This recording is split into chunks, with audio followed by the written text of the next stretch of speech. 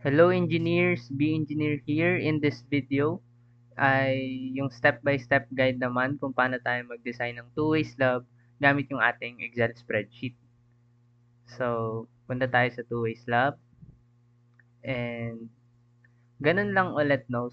So, kung ano yung mga cyan colors, yun lang yung ating inputs and ito yung pinakauna kong paalala dun sa mga bumili na sa akin.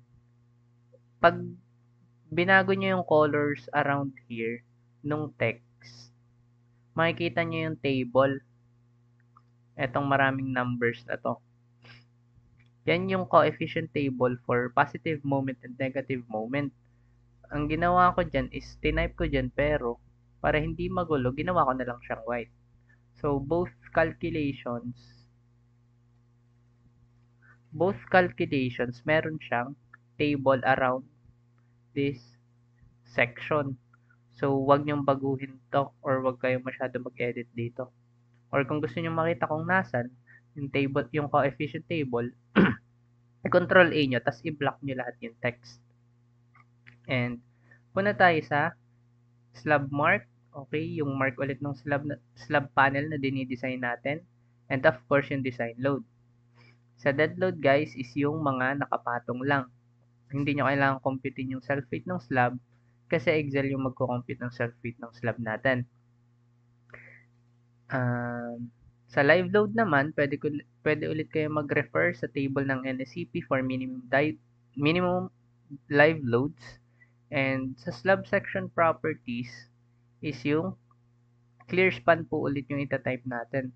Sa clear span, in this example, meron tayong 5,000 mm, 5 meters, and sa short span is 4,000 mm or 4 meters. Sa concrete cover naman is 20 mm.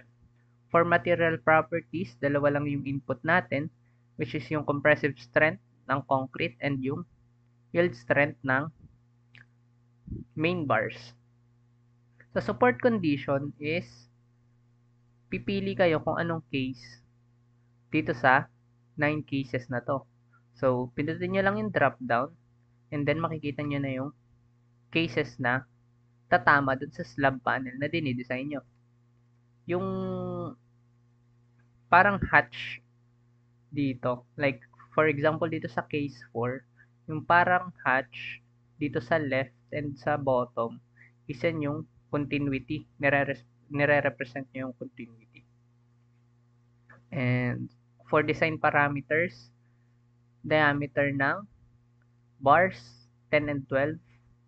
And pwede nyo dagdagan yan guys, dun sa data validation lang. No? Dagdagan nyo lang yung option kung gusto nyo. Pero since 10 at 12 lang yung madalas na ginagamit, 10 at 12 lang yung nilagay ko. And yung minimum age for two-way slab is makikita nyo yun sa NECP 2015 guys. Pero sobrang nalilito ako sa process ng NECP kasi sobrang dami niyang kino-compute. So, ang ginawa ko is diretso provided na. Pwede nyong i-assume yung thickness ng slab na ide-design nyo. And makikita nyo naman sa computation kung magpapass siya or hindi. And last sa design parameters is yung unit weight ng concrete. Wait, mali pala to. Clear span.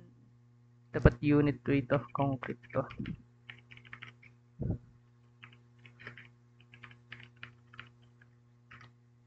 Yan. So, okay na yung design parameters natin and yun lang yung inputs natin. Sobrang dali lang mag-design ng two-way slab dito sa Excel na ginawa natin. And after nyo ma-input lahat is siya na yung magde-decide nung coefficient na gagamitin niya based dun sa table na ginawa natin dito, yung pinakita ko sa inyo kanina. So, kung case 4 siya, siya na rin yung mag-i-interpolate. Kung hindi magsakto yung ratio niya, siya na rin yung mag-i-interpolate ng coefficients niya. So, wala na kayong gagawin. Pag after nyo ma-inputs lahat dito sa upper part, yung kailangan niya. And then after, punta tayo sa summary. Sa summary guys, may message. For practicality, you may use same spacing in each directions, but ensure that the smaller spacing governs. Halimbawa, dito sa short direction nyo, gusto nyo isang spacing lang kasi gagamit tayo din ng bent bars, di ba? Like, kung tawagin nila sa site is yung bangka-bangka. So, parang ang hirap i-anchor nung dalawang magkaibang spacing na bakal kasi dito sa support 225 yung spacing niya, then dun sa midspan is 280 na. So, hindi magtatama yung bakal natin sa support tsaka sa midspan. So, minsan yung ginagawa, kung ano yung spacing na itong support or kung ano yung mas maliit na spacing dyan sa dalawa, yun na lang yung ina-adapt for short direction. As well as dito sa long direction, kung ano yung mas maliit na spacing, yun yung i-adapt nila para yung latag ng bakal is hindi na magulo. Kasi sobrang hirap pa sa site niyan kung magkaiba yung spacing ng support tsaka ng midspan natin. Pero kung computation purposes lang naman or mga activities sa school, minsan hinahanap parehas kung ano yung spacing na itong dalawa eh. So, nilagay ko na rin. And kung gagamitin nyo siya sa sa pag-design talaga ng slab, pwede nyo sundin to, i-consider tong message na to.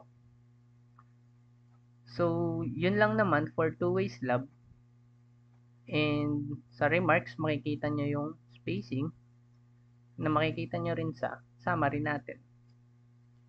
And kung paano ulit mag-export ng result natin kapag print report, yung buong report yung may export natin. So, try natin to. Gawin natin S2 kasi S1 na yung sa one way. So, save. And then, yung summary, itong summary table lang.